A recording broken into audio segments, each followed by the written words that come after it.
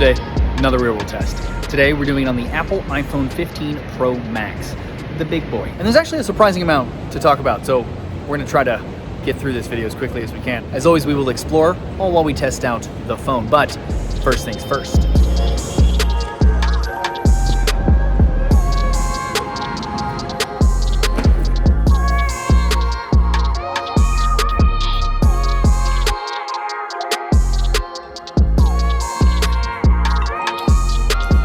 Coffee, check. We're here at Voyager Espresso, which is a little hidden coffee shop almost down at a subway station. The two owners say that science inspires them to create their coffee, hence the use of beakers and other sciencey looking containers for the coffee here, and the metal accents everywhere. Specifically though, they said that they were inspired by the astronomer and author Carl Sagan. And the place gets its name from the Voyager spacecraft. The two craft sent months apart in 1977 to explore Jupiter and Saturn, with the Voyager 2 being the only spacecraft to this day to visit Uranus and Neptune. It's a fun little hidden, futuristically designed coffee shop. It might be some of the better espresso you can find in the financial district. Speaking of design, at first glance, a lot of the design of this phone seems like the same as last year. We have the same 6.7-inch screen, which is still a super bright LTPO adaptive display that can go from 120 Hz or refresh the image on the display 120 times a second to make animations and scrolling look smoother, down to 1 Hz or 1 time a second when looking at a static image to save power. Looking closer at the display though, we have a tiny bit smaller bezels,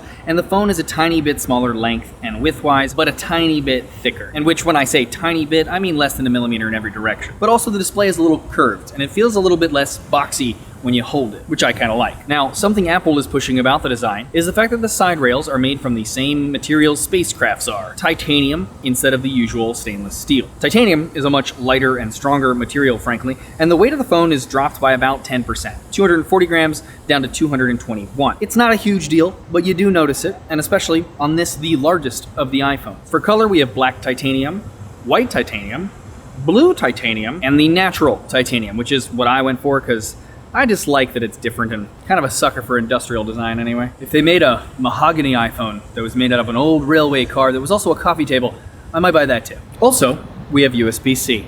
No more lightning cable. I never thought I'd see the day, but I, for one, am happy about this. Now, Apple didn't do this on their own. They were most likely pressured into it after losing the battle with the European Union over needing to use USB-C. Apple has always made a lot of money off of their proprietary ports and their accessories. They owned the Lightning port, and so any company making something with a Lightning cable or port had to pay Apple to do so. But this is definitely better for the industry as a whole, as it's definitely becoming a universal plug for most electronics. But it's also not without some issues of its own. Namely, the USB-C is the name for a plug type, not a cable. The end of this cable is a USB Type-C plug, and this is a USB Type-A, and this is technically USB Type-B. The cable and what it's capable of doing is limited by the USB version it supports, so 2, 3, 4. But until we get to 4, which is slowly rolling out on devices here and there, there's a ton of confusion for USB 3 specifically. All you need to know is that the Pro models use USB 3.2 Gen 2, which used to be called USB 3.1 Gen 2. And if that isn't confusing enough, it's a generation behind USB 3.2 Gen 2 by 2. And then we have USB 4, as I mentioned, and Thunderbolt 4, both of which you can take a deep dive in a decoder episode I did not too long ago if you want at the link below. Regardless, it means top speeds of about 10 gigabits per second. In the real world, that translates to a max of 1,250 megabytes per second, which is plenty of speed, honestly. But the best way to do it with a Mac is still AirDrop in my opinion, but for Mac and Windows, you can, thanks to USB here now, just use an external SSD. This means you can plug an external SSD into your iPhone and put files on that through the Files app on the iPhone, or even now record footage directly to it, which is actually awesome if you're using the phone as a video camera, and then plugging that into your computer. But we'll talk about the camera in detail in a bit. Moving around the device, the action button is another new feature, and one that I also really like. It replaces the silent toggle slider, but by default, it does the same thing. And tapping, you get a haptic feedback, which lets you know what mode it's on, which helps now with the lack of the physical switching on it. And even if you just left it like that, I don't think anyone would miss the slider too much. But the benefit now is that you can set it to basically whatever you want. Focus modes, flashlight, voice memo, and it'll even start recording right away, which is nice. The camera, which is great because then you can also use it as a shutter button if you set it as that. You can always still use the volume buttons as the shutter button as usual, but now from your pocket to taking a photo, we save a few steps in time, which is always good. But the most powerful thing is shortcuts, as you can tap and hold it to open any app or use it to set up a series of actions to happen in a row. Brilliant people on the internet have already set it for things like ordering themselves a pumpkin spice latte. I personally, at least for right now, have it set to a third-party camera app that I'm super excited about, but we'll talk about that in a bit.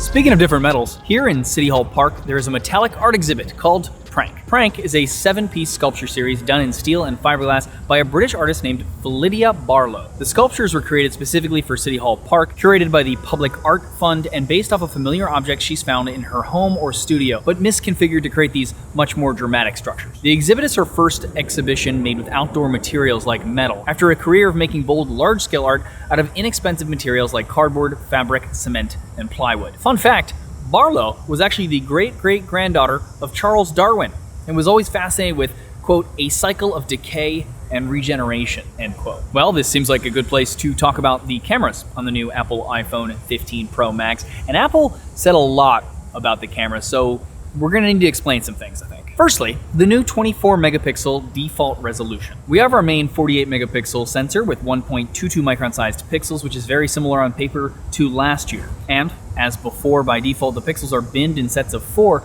to get a 12 megapixel image with 2.44 micron sized pixels, which helps with gathering more light, as the larger the pixel, the more light it can receive. But now, during the raw processing pipeline, they can add a 48 megapixel frame and combine that with the usual 12 megapixel binned image to add more data to get a higher res 24 megapixel image while keeping all the benefits of that 12 megapixel larger pixel shot. Honestly, it's kind of clever. Now you can also go into the settings and change this back down to 12 megapixels, but in my usage, the 24 megapixel shots are just as good, so why not have the extra resolution? Okay, now Apple came out saying that the new Pro models have the equivalent of 7 different Pro lenses. From the macro to the ultra wide as a 13mm equivalent, then the main camera at 24mm equivalent, a 28 and 35mm equivalents between the main and the 2X, aka the 48mm equivalent, which we gained last year, that crops the middle 12 megapixels from the 48 megapixel sensor to get an optical zoom, similar to using a full frame lens on an APS-C camera in mirrorless camera world. And then either a 3X 77mm equivalent on the Pro, just like last year,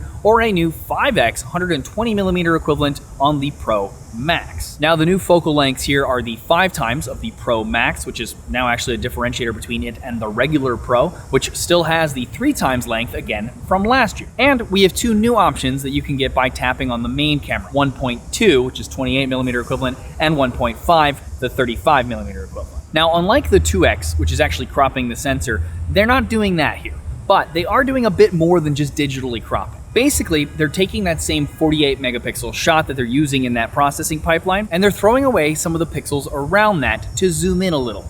Then doing all the usual binning to get better low light and a 12 megapixel image, etc. But with a slightly closer field of view, and of course, doing the 24 megapixel that they're doing now. Now, if you put the images from it versus an actual me just digitally cropping the 1x photo, there is more sharpness, for sure. Now, it's not quite the same as cropping the sensor, which will change the way that light behaves hitting the sensor, but it's more than just digitally zooming, honestly. If nothing else, it is a nice shortcut to get different framing quickly, which is also handy. Plus, you can even set these new options as the new default whenever you open the camera for the main if you want. Which brings us to the 5x zoom, which is pretty interesting actually. Firstly, it is the longest zoom we've ever had on an iPhone. And since we've seen that and further on a lot of other Android phones for a while, it's just nice to see on an iPhone, finally. And it's actually pretty solid, and it's also a little clever. So normally, to get a longer telephoto lens in a phone, you need the light to travel a bit further. And for mirrorless cameras, that generally means longer lenses sticking out from the body. But obviously with a phone, you want to keep it slim. So, companies generally turn the lens sideways and use a prism to bounce it in and across like a periscope of a submarine would work. But here they used a different tetraprism design that essentially bounces the light in a deliberately longer way within a shorter distance to get the distance needed to get that 5 times zoom. And you can't really tell from just looking at the back of the phone. We also have a new sensor shift stabilization, which, like other iPhone Pro models, can move the sensor up, down, left, and right to negate small shakes, but this one, dubbed a 3D sensor shift, can also go back and forward to negate another axis of shake, which apparently was necessary to help with that tetraprism and the long focal length, and frankly is also pretty good in my testing. Now, we also have a new coating over the lenses apparently, but even though a lot of us were kind of hoping that that meant it got rid of that iPhone lens flare at night that we're all used to kind of seeing on iPhones, it hasn't. So I'm not sure what it actually does, but it wasn't that, sadly. And for photos, we also have a few software additions. Before, you could take raw photos in either 12 megapixels, using the binned sensor again for better low light, or 48 megapixels for more resolution at the loss of some low light performance. Both of these, though, use Apple's ProRAW format and will give you a bit more leeway when editing the photo afterwards, as not to get too into what RAW is, but basically it's a less modified version of what the camera sensor sees, and so less is baked in, and so it can be adjusted more afterwards. We now, though, also have a 48 megapixel HEIF or JPEG option, so baked in color and other things like sharpening, HDR, etc. But you can get that full 48 megapixels if you just want a higher resolution shot without having to edit it like the RAW one. You can also now switch between these much easier by tapping and holding at the top right instead of diving into the camera settings within the settings like before. We also have a better solution for portraits in general. Firstly, you don't need to select portrait mode. Instead, as soon as it recognizes a human, dog, or cat, unfortunately New York City wildlife of pigeons and squirrels don't count, but it'll give you a small F icon, the symbol for aperture, which is what you use to control the bokeh or background blur of an image, by the way, and you can then tap that to get portrait mode up. But they even took that a step further, and even if you don't tap the F, it will automatically grab depth data, and so you can afterward decide if you want to make it a portrait shot or not. And also how much blur you want in the photo, and also even change what to focus on. Now, this seems familiar to you. Yes, it's a feature that has been on Android phones before. Try U-Focus to highlight and change focus on a photo, even after you've taken the shot. But it is nice to see here on an iPhone, and I have to say the bokeh roll-off is actually pretty good most of the time. Now, I do wish that it captured this data every time you took a photo, but it only will do it if it recognizes a person, cat, or dog again. Otherwise, that ability to change it after isn't available. We also have another addition to portrait mode. We can do night mode portraits, which is obviously appreciated. And apparently they've also adjusted the HDR in normal photos to be more natural. I'll let you guys be the judge of that though, as well as what you think of the difference in the photos as always, with the comparisons throughout the video.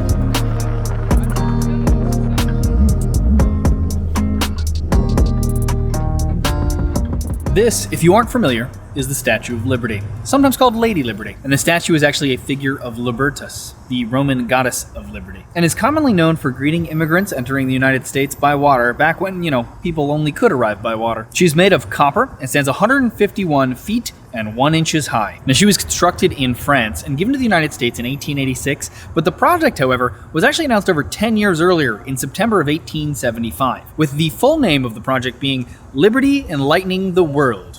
And the announcement of the France-American Union was part of its fundraising arm. Now, the agreement was that the French would finance the statue, and the Americans would pay for the pedestal. The statue was designed by the French sculptor Frederick August Bartholdi, and its metal framework was built by Gustav Eiffel. Yes, the same Eiffel of the Eiffel Tower, which he actually built in 1889 after the Statue of Liberty. The first part of the statue constructed was the arm holding the torch, which was actually put on display at the end of the 1876 Centennial Exposition, celebrating the 100-year anniversary of U.S. independence in Philadelphia. Fairgoers could actually climb up to the balcony of the torch to view the fairgrounds. After the exhibition closed, the arm was sent to New York, where it stayed on display in Madison Square Park for several years before it was returned to France to join the rest of the statue. Originally, Bartholdi wanted to assemble everything on site in New York City as it was being built, but instead decided to build the statue in France, have it disassembled, and then transported to the United States for reassembly on top of the pedestal. Due to the lack of funds, though, the work of the pedestal was suspended, so Joseph Pulitzer, the publisher of the New York World newspaper, pledged to print the name of every contributor, no matter how small the amount was given. As the donations flooded in with this campaign, most of which were under $1, the equivalent to $33 today actually, the committee resumed work on the pedestal. France raised about $250,000 to build the statue, and the United States raised about $300,000 to build the pedestal. Okay, and with that backdrop, there's a few more camera changes that I'd like to go over specific to video. Cinematic mode, which allows you to shoot with a software-created blurred background similar to portrait mode for photos but for video, now has a digital zoom, so you can start recording on the main camera and slowly zoom up to 3 times, which is nice for just more types of shots if you shoot in cinematic mode. I honestly kind of prefer to use the normal mode as I like the natural bokeh look a bit more, but some people love it. We can now also shoot in ProRes at 60 FPS, but only with an external SSD. But the bigger thing is that we now have log recording for ProRes. Now, without a long explainer on this, suffice it to say that it's a flat look without all of the baked-in color you usually get in video modes, which gives it a bit more dynamic range at the cost of having to manually color the footage after and needing to film in a grayed-out format, which isn't ideal. Apple, though, does have LUTs, or lookup tables, which are files that your editing program can use to add a baseline of color back to the original image with just one click. So you can get the extra dynamic range and have more flexibility with editing when you're done, but you can just put the color back quickly if you need. A big benefit to this, besides the dynamic range if you want to deal with the slightly less convenient workflow, is that if you were to say shoot some shots with the iPhone and some with another camera with log footage, it would allow you to much more easily color the log shots from both cameras to match each other, or you could even use LUTs that are made for the iPhone to mimic the look of the other cameras. Now, these aren't out right now, but they'll come for sure from third parties at some point. So, using my ZVE1 and an iPhone 15 Pro Max, I can find a LUT for the iPhone 15 Pro Max to match the Sony Alpha look from the ZVE1, and with the same quick click, match the footage way closer pretty fast. More a thing for professionals, of course, but a lot of people have been wanting it for a long time, I think. Now, when you do shoot in log, the image is grayed out just because of the nature of log. And professional cameras that do this usually have some sort of display LUT option so that you can use that same LUT for editing and display it on the footage in the camera so that it looks more normal while you're recording, and it'll still save as log, which gives you kind of the best of both worlds. Unfortunately, though, the iPhone camera doesn't do this, but the app that I've now set to my action button does. This is a new free app from Blackmagic, aptly called the Blackmagic Cam. Now, Blackmagic makes the editing software called DaVinci Resolve that I myself use these days after multiple year stints with Final Cut and Premiere. But that camera app has that display LUT option that I just mentioned, but also a ton of other professional camera features like focus peaking to see what's in focus, zebra for exposure, false color, etc. It also can even automatically create proxies, smaller, easier to edit files, and then upload those to the Blackmagic cloud system, and even have them appear in your editing project immediately, so someone could be editing these as you're shooting, or it could even just ease the media drop-off process for you. Not something most people will care about, but professionals who maybe are doing live shoots can use that and log to get the iPhone footage from on location out faster and closer to the look of their normal cameras. It's just cool.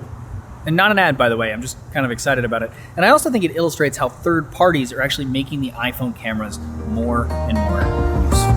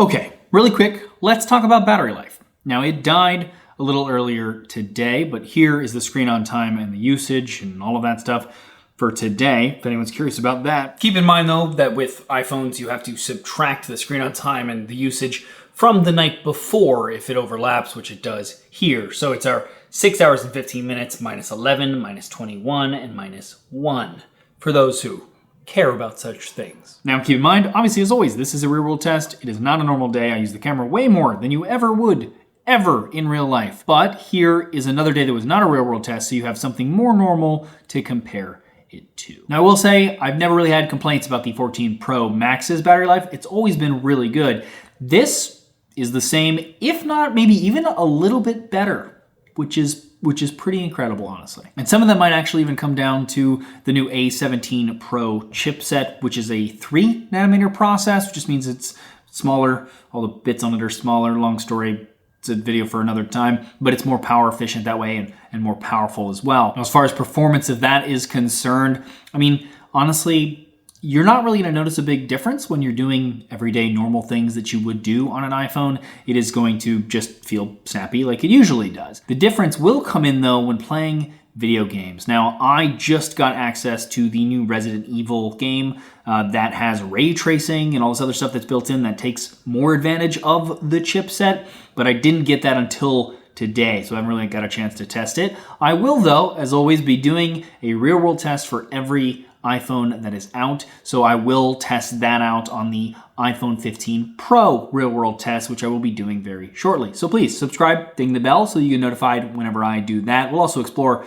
new places as always. Now there are a few other features that I want to talk about, but we're already pretty long in this video, so I will put some of that into the 15 Pro video. There's gonna be a lot of overlap with this video, but I'll try to add some new things in there as well that I didn't talk about here as I have more time to test them with that video. So again, please check that out when it goes live. Now I will say about the Apple iPhone 15 Pro Max in specific that, well, compared to the iPhone 15 Pro, it actually feels more like an upgrade over last year because of that 5x telephoto lens, which honestly I really like. And to me, that plus the extra battery life and the larger screen, I personally would choose the iPhone 15 Pro Max over the iPhone 15 Pro if that was your choice. Or honestly, it feels like a lot of the Pro features from last year kind of made their way into the non-Pro 15 models here. Maybe as usual, those are probably the better deal, so you have to kind of make that decision for yourselves. But as always, love to hear what you guys think of my weird little format, of the phones, which ones you would choose in the comments below. Always appreciate hearing from you guys. I'll also leave the best deals that I can find on the phone in the description below, and I'll try to update that as best as I can. It has been a long day, though, of filming, as always, and I'm exhausted. So, good night.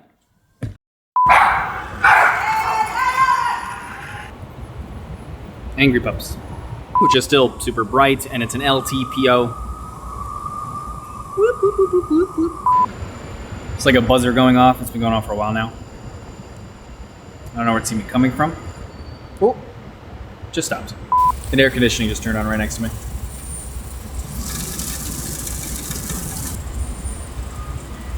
All you need to know is that truck, shut up. It's a generation behind air conditioning. Another one.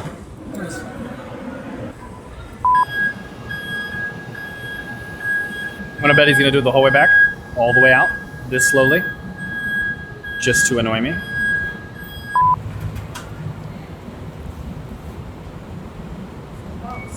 He was close, right? So close.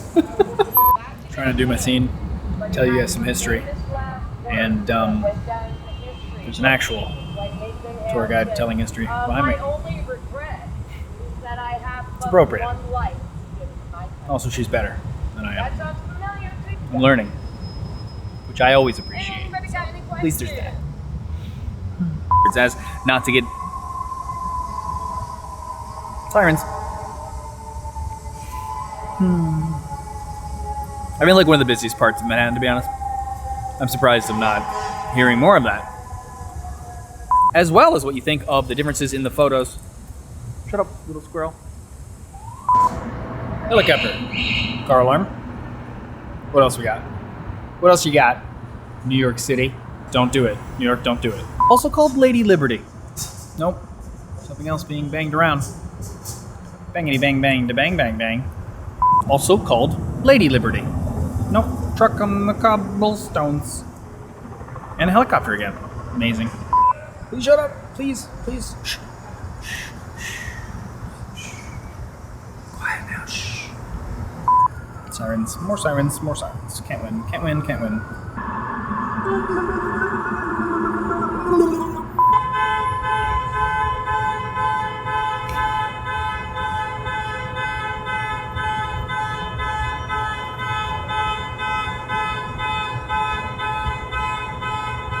What else are you gonna do?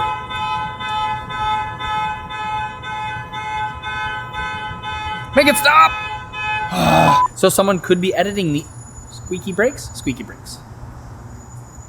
Stop! Please, stop! Or don't stop, go, because then we wouldn't hear your brakes anymore. Third parties are making the iPhone cameras more useful. That was a good take, and someone drove by on the cobblestones as I was doing it. It actually feels... Oh, I thought there was a creature outside. It was a leaf. Yep, cool.